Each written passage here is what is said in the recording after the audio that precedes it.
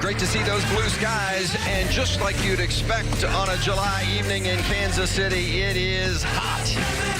Temperature about 90 degrees, and we're looking for the action to be hot as well in the Blue Emu 200 at Kansas Speedway.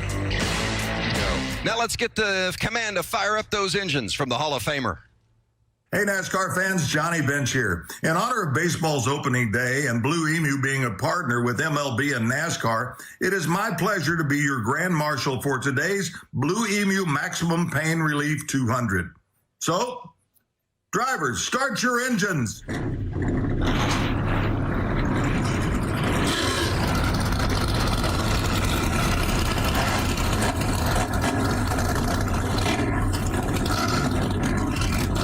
Christian Eckes outside, Brett Moffitt inside. They're waiting for the green flag, and it is in the wind, and we're racing at Kansas.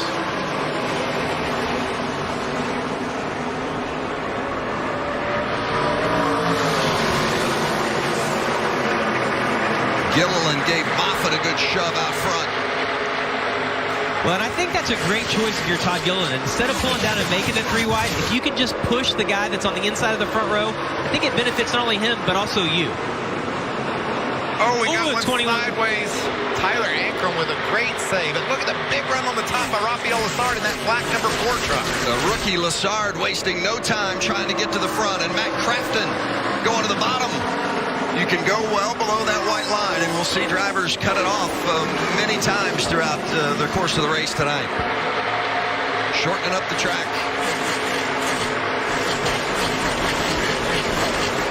Just underway here in Kansas. With Brett Moffitt out front, Christian Eckes, Todd Gilliland. Ooh, the 2 truck was really loose underneath Grant Enfinger right there. That was close. Oh, they both gathered it up. Look at this mess. I told you they'd be 3 and 4 wide. I just didn't know it'd take them 3 laps to do it. I figured to be on the first lap. And that last time by, he was the second fastest truck on the track, faster than our leader, Todd Gilliland. So, good pace for this 19 Napa truck. On the 97, Robbie Lyons. It looked like there was significant contact. Lyons was running last truck on the lead lap, and bearing down on him was Todd Gilliland, and the truck got away from Robbie Lyons. It's a good-looking truck. Normally we see Jesse Little in the 97. Lyons making his second start of the season, and all by himself there. And there went the leader around, so Lyons obviously pushed it, tried to stay on the lead lap. We got away from him. So the caution out for the first time tonight. Saw the view from out the front windshield of Brett Moffitt. Just supposed to drive into the smoke, Cole. You can see him going all the way off the road down there, Jamie. I think trying to break that draft off hill. Yeah, you know, Michael, everybody does that, but I don't know that it really does anything. I think that's one of those feel-good things. Now, he's getting close to the wall. Brett Moffitt's starting to test the waters of how high he can get.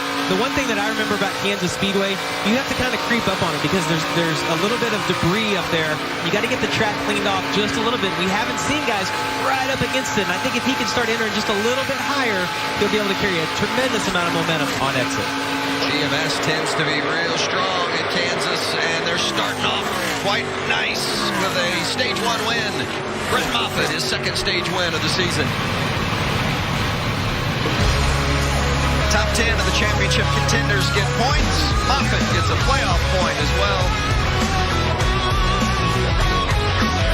Final couple of laps here in Stage 2. We anticipate everyone will come to pit road and get fuel and tires. Well, then based on what we're seeing there, he's almost 3/10 quicker than the leader right now. When we get into this final stage, we're going to have possibly a longer run, and I would like to be good on the long run here. Chastain being challenged by Eckes, and Eckes grabbing that spot. Yeah, I think that was the old crossover. Ross tried to cut Christian off, and Eckes said, I'm having none of that. Yeah, Chastain, the stage points aren't as important to him. He's not running for the championship, but Eckes is.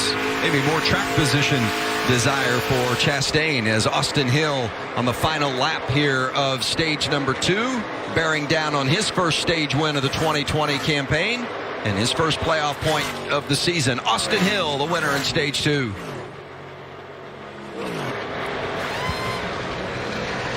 Crew chief Scott Zipadelli. And his driver, Austin Hill, 4-time winner a season ago, looking for a championship in 2020.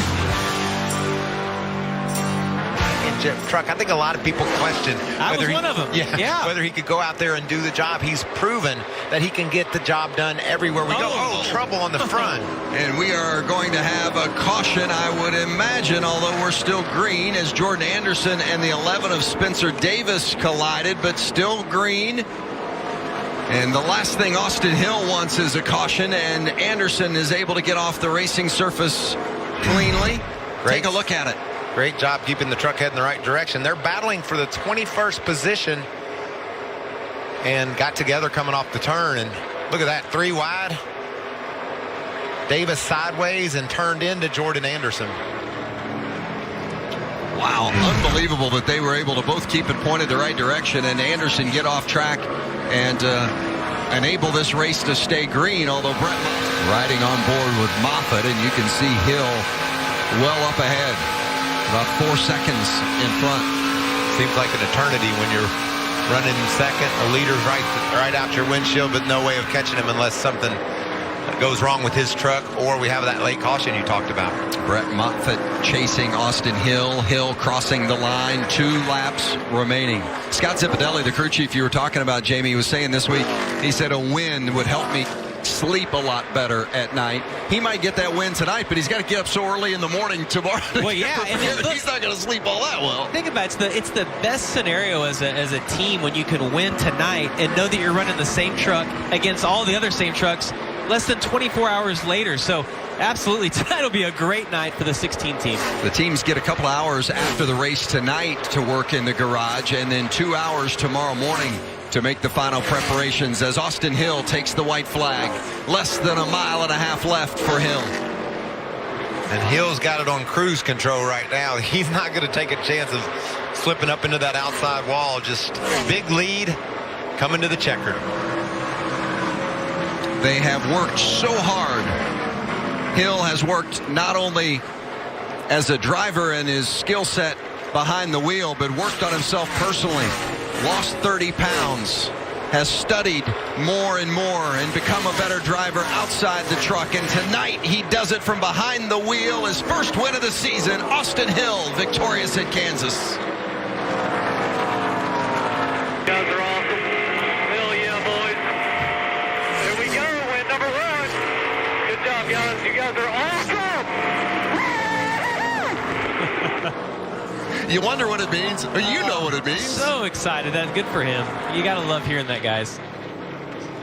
I love it. You know, winning never gets old, but it sure is fun when you hear a driver that you can just tell meant the world to him to get that job done. Well, and I think when you get to have the taste of winning and know what that's like, and then it goes a little while and you don't have it, makes you appreciate it a little bit more. Brett Moffitt, runner-up.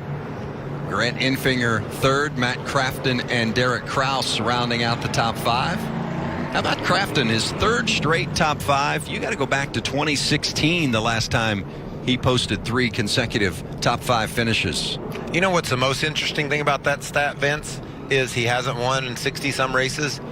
By the way, he's the defending champion. Yes. He won the championship a year ago, so those numbers are adding up. We're adding up against him, but I think that team's in a great spot right now to contend for another championship this year. I wonder if Austin Hill knows how close we came to having a caution there with 5 laps to go and maybe having to relive Atlanta. Yes, the first, I'm guessing, of multiple wins for Austin Hill this season.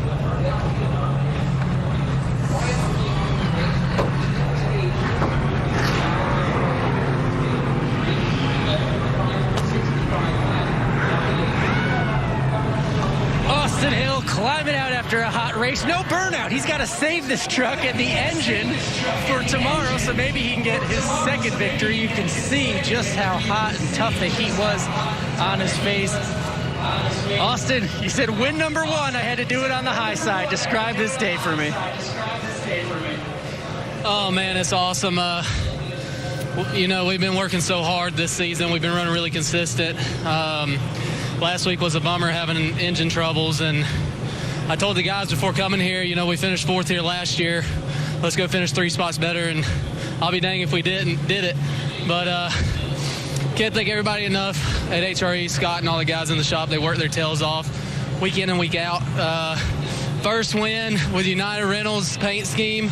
That is awesome. They've been a tremendous partner for me throughout my career. So I've been wanting to get a win with these colors on, and so glad I was able to do it. That last pit stop, I tried to brake check a little bit and come out in fourth because I wanted to be on the high lane, and I got tagged from behind. That was my bad. I apologize to Brett or whoever it was that ended up hitting me. But I hate it for Scott and the guys. Now they got to go replace the bumper and get ready to go tomorrow. But awesome truck. Forgive you. I got to ask you, though, in those closing laps, couldn't help but think of Atlanta. And when the caution came out and it cost you the win, what's going through your head as those laps are ticking off? Man, really, those last 20 laps just felt like forever. I didn't think I was ever going to get the white flag, and I just kept thinking, when's the caution going to come out? And I started thinking, what am I going to do when the caution comes out? Am I going to choose the outside or inside lane? And, how hard do I drive it into the corner with older tires? Just a lot of things were going through my head, but I'm glad we didn't have to do a green-white checker. I'm glad that it just ended like it did. The United Rentals Toyota Tundra was really fast tonight, but we do have some work for tomorrow. I felt like on the long run we were just way too free. I just had to really pedal it through the corner, but we were good enough tonight. No caution, just the checkered flag, guys. Austin Hill wins. Download the all-new Fox Sports app now. For more great NASCAR on Fox content, subscribe to our channel. It's somewhere right around here.